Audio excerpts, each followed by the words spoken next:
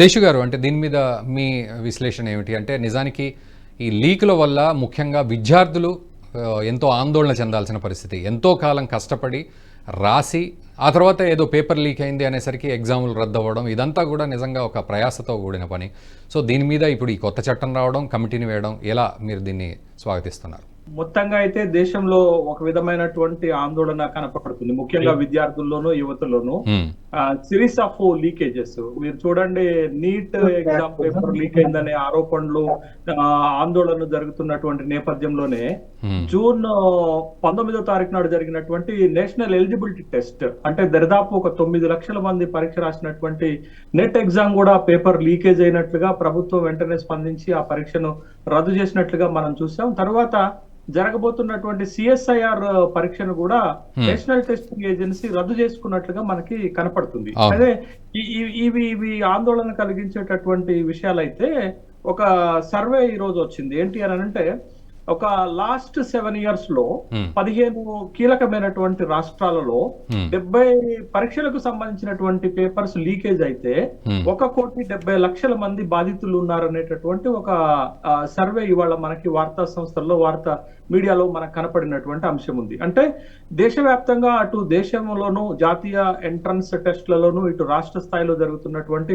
Entrance టెస్ట్లోను, academic లో కావచ్చు, recruitments లో కావచ్చు, ఎంట్రన్స్ టెస్ట్లలో కావచ్చు, మొత్తంగా పేపర్స్ లీకేజ్ అనేది పిల్లలకు, తల్లిదండ్రులకు ఒక ఆందోళన కలిగిస్తున్నటువంటి విషయంలో కేంద్ర ప్రభుత్వం ఒక 2 కీలకమైనటువంటి విషయాలను తీసుకోవటాన్ని స్వాగతించాల్సినటువంటి అవసరం ఉంది. ఆ 2 కీలకమైన విషయాలు ఏంటి అంటే, ఒకటి, టెస్టింగ్ ఏజెన్సీ పరీక్షల నిర్వహణలో ఎందుకు వైఫల్యం చెందుతుంది, దీంట్లో తీసుకురావాల్సినటువంటి సంస్కరణలు ఏంటి, భవిష్యత్తులో పరీక్షలు ఎంత పకడ్బందీగా నిర్వహించాలి అనేటటువంటి విషయాలపైన కూలంకుషంగా రిపోర్ట్ చేయడానికి ఒక హై లెవెల్ కమిటీని ఏర్పాటు చేస్తామని ఇటీవలనే కేంద్ర విద్యాశాఖ మంత్రి ధర్మేంద్ర ప్రధాన్ గారు ప్రకటించారు. ఆ ప్రకటనలో భాగంగానే మాజీ ఇస్రో చైర్మన్ రాధాకృష్ణన్ గారి ఆధ్వర్యంలో ఒక 7 కీలకమైనటువంటి నిపుణులతోటి ఒక కమిటీ వేశారు. ఆ కమిటీ తొందరలోనే రిపోర్ట్ ఇవ్వమనేటటువంటి ఒక టైం బౌండ్ కూడా పెట్టినట్లుగా మనకు కనపడుతుంది. ఇది ఒక కీలకమైనటువంటి పరిణామంగానే మనం చూడాలి, ఒక ఆహ్వానించదగినటువంటి పరిణామంగా చూడాలి.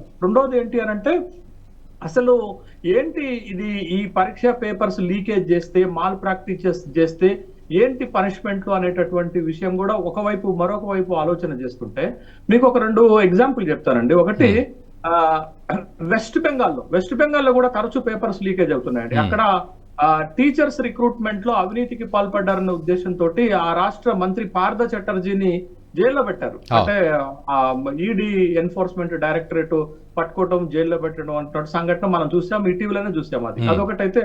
రెండోది, హర్యానాలో మాజీ ముఖ్యమంత్రిగా పనిచేసినటువంటి ఓం ప్రకాష్ చౌతాలా కూడా టీచర్స్ రిక్రూట్మెంట్ లో అవినీతికి పాల్పడ్డారనేటువంటి అభియోగాలు రావటం, నిరూపణ కావటం, 7 సంవత్సరాల శిక్ష పడటం, అనుభవించడం కూడా జరిగింది. అంటే ఈ స్థాయిలో కూడా గతంలో ఆరోపణలు వచ్చి నిరూపణ లేనటువంటి వాటిపై కూడా శిక్షలు పడినటువంటి సందర్భం ఉంది. అయితే ఇప్పుడు ఈ పేపర్ లీకేజీలు చేస్తున్నటువంటి వాళ్ళపైన, మాల్ ప్రాక్టీసెస్ కి పాల్పడుతున్నటువంటి వాళ్ళపైన కఠినమైనటువంటి శిక్షలు తీసుకురావాలనేటటువంటి ఉద్దేశంతో కేంద్ర ప్రభుత్వం ఫిబ్రవరిలోనే పార్లమెంట్ లో ఒక బిల్లు ఆమోదించింది. యాంటీ చీటింగ్ బిల్లుని ఆమోదించారు. కానీ దాన్ని ఫోర్స్ లోకి తీసుకొచ్చే క్రమంలో లోక్సభ ఎన్నికలు రావటము, అది ఫోర్స్ లోకి రాకపోవటం, ఇప్పుడు దాన్ని నోటిఫై చేశారు. అంటే ఇప్పుడు దేశవ్యాప్తంగా జరుగుతున్నటువంటి ఆందోళనలు దృష్టిలో పెట్టుకొని ఈ భవిష్యత్తులో ఈ పేపర్ లీకేజ్ ని కొంత మేరకైనా కంట్రోల్ చేయాలనేటటువంటి ఉద్దేశంతో ఇప్పుడు ఆ బిల్లుని నోటిఫై చేస్తున్నటువంటి సందర్భం ఉంది.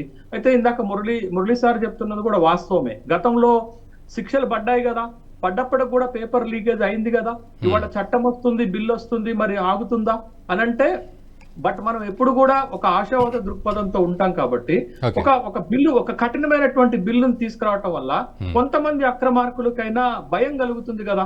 చట్టంలో చాలా 2 తీవ్రమైనటువంటి శిక్షలు పెట్టారండి. ఒకటి, పేపర్ లీకేజీకి పాల్పడి మాల్ ప్రాక్టీసెస్ గనక పాల్పడుతుంటే 3 నుంచి 5 సంవత్సరాల శిక్షతో పాటు 10 లక్షల రూపాయలు, తర్వాత తీవ్రమైనటువంటి నేరాలకు గనక పాల్పడితే దరిదాపు 10 కోట్ల రూపాయల జరిమానాతో పాటు 10 సంవత్సరాల జైలు శిక్ష లాంటి ఒక కఠినమైనటువంటి చట్టాన్ని తీసుకొచ్చే ప్రయత్నం చేస్తున్నారు. బట్ ఈ చట్టమే అన్నిటికీ పరిష్కారం చూపిస్తుంది అంటే చూపించకపోవచ్చు, కానీ ఒక ప్రయత్నము, ఒక మెషినరీ, ఒక యంత్రాంగాన్ని మనం తయారు చేస్తున్నాం కాబట్టి ఆ విధంగా ఈ పేపర్ లీకేజీకి పాల్పడుతున్నటువంటి వాళ్ళని కొంత కంట్రోల్ చేసేటటువంటి అవకాశం ఈ చట్టం ద్వారా దొరుకుతుంది. అయితే ప్రభుత్వాలు ఇంకా చేయాల్సింది ఏంటి అని అంటే, ఇట్లాంటి కీలకమైనటువంటి ఎగ్జామ్స్ జరుగుతున్నటువంటి క్రమంలో మీరు చూడండి, ఇవాళ నెట్ ఎగ్జామ్ లీక్ అయినా, నీట్ ఎగ్జామ్ లీక్ అయినా రేపొద్దున ఇది ఒక వ్యాధి లెక్క, జాడ్యం లెక్క అత్యున్నత పరీక్ష అయినటువంటి సివిల్ సర్వీస్ కూడా పాకితే ఇక దేశం పైన, దేశంలో ఉన్నటువంటి రిక్రూట్మెంట్ వ్యవస్థ పైన, పరీక్షల విధానం పైన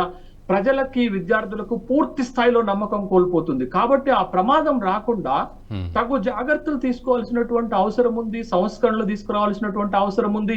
ఇట్లాంటి వాటికి పాల్పడుతున్నటువంటి వాళ్ళపైన కఠినమైనటువంటి శిక్షలు తీసుకోవాల్సినటువంటి అవసరం ఉంది.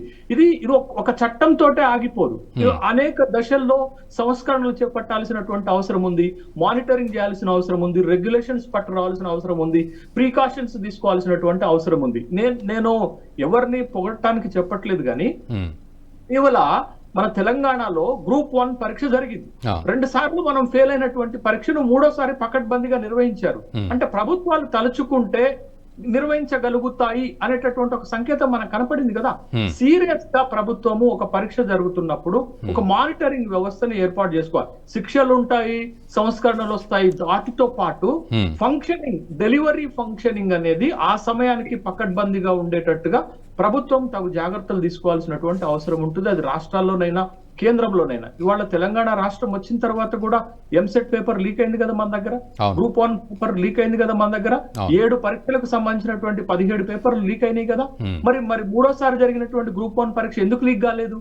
అంటే ప్రభుత్వాలు చిత్తశుద్ధి తోటి జాగ్రత్తలు తీసుకొని వెరీ సీరియస్ యాక్షన్ గనక తీసుకుంటే పకడ్బందీగా పరీక్షలు నిర్వహించగలుగుతారనేది మనకి నిరూపణ అయింది కదా.